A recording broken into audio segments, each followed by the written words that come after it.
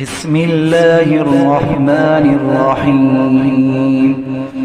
تبارك الذي بيده الملك وهو على كل شيء قدير، الذي خلق الموت والحياة ليبلوكم أيكم أحسن عملا وهو العزيز الغفور، الذي خلق 7 سماوات طباقا ما ترى في خلق الرحمن من تفاوت فارجع البصر هل ترى من فتور ثم ارجع البصر كرتين ينقلب إليك البصر خاسئا وهو حسير، ولقد زينا السماء الدنيا بمصابيح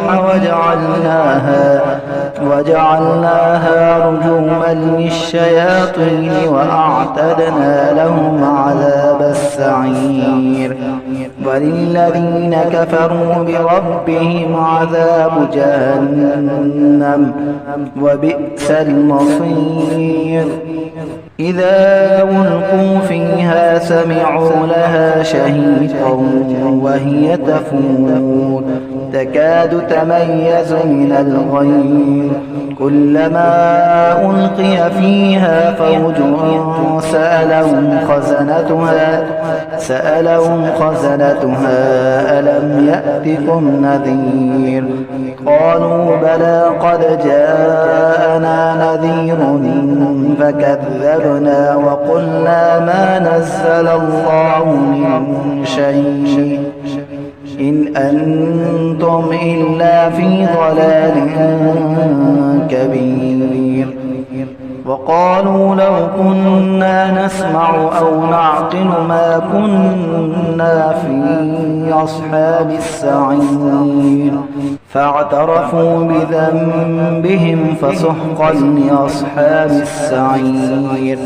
إن الذين يخشون ربهم بالغيب لهم مغفرة وأجر كبير.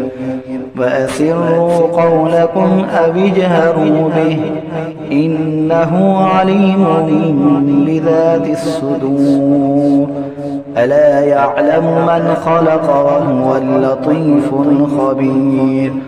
هو الذي جعل لكم الأرض ذلولا فامشوا في مناكبها وكلوا من رزقه وإليه النشور.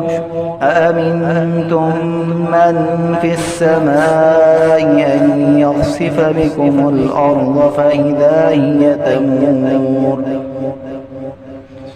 أم أمنتم من في السماء أن يرسل عليكم حاصبا فستعلمون كيف نذير. ولقد كذب الذين من قبلهم فكيف كان نكير. أولم يروا إلى الطير فوقهم صافات ويقبضن ما يمسكهن إلا الرحمن إنه بكل شيء بصير. أمن هذا الذي هو جند لكم ينصركم من دون الرحمن إن الكافرون إلا في غرور. أمن هذا الذي يرزقكم إن أمسك رزقه بل لجوا في عتو ونفور. أفمن يمشي مكبا على وجهه أهدى أمن يمشي سويا على صراط مستقيم. قل هو الذي أنشاكم وجعل لكم السمع والأبصار والأفئدة قليلا ما تشكرون. قل هو الذي ذرأكم في الأرض وإليه تحشرون. ويقولون متى هذا الوعد إن كنتم صادقين. قل إنما العلم عند الله فإنما أنا نذير مبين فلما رأوه زلفة سيئت وجوه الذين كفروا وقيل هذا الذي كنتم به تدعون قل أرأيتم إن أهلكني الله ومن معي أو رحمنا فمن يجير الكافرين من عذاب أليم قل هو الرحمن آمنا به وعليه توكلنا فستعلمون من هو في ضلال مبين قل أرأيتم إن أصبح ماؤكم غورا فمن يأتيكم بماء معين